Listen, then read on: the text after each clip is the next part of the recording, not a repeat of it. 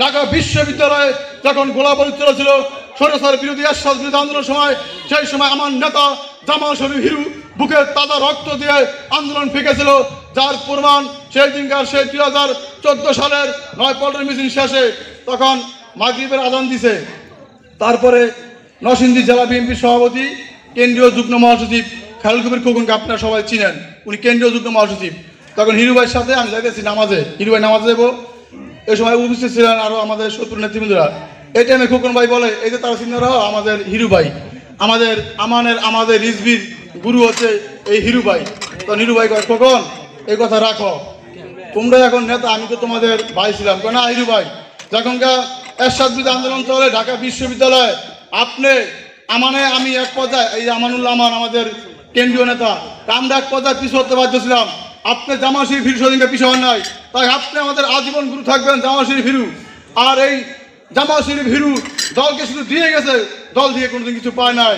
তাই আজকে তার এই স্মরণ সভায় আল্লাহ যেন তাকে ব্যস্তবাসী করে এই কামনা করি।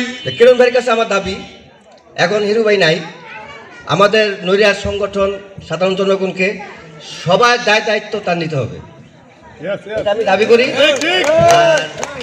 সব গ্রুপিং সব ভেদাভেদ সম্পূর্ণটাই আমার অনুরোধ নেতার কাছে, উনি নিজে দায়িত্ব নিয়ে এটা সমাধান করবেন। হিরু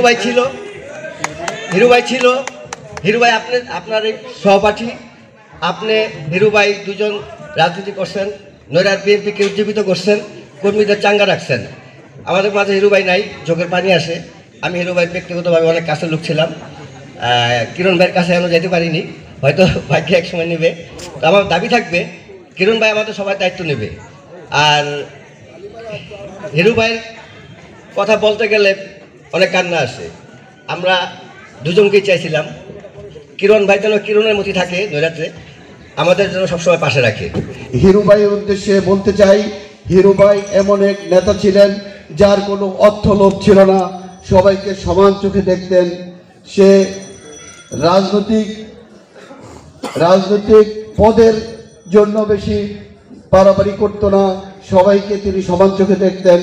আমরা তার রুহের মাগফিরাত কামনা করছি এবং জান্নাতুল ফেরদৌস দান করুক আল্লাহ তাআলা। সবাই আমরা এই দোয়া করি।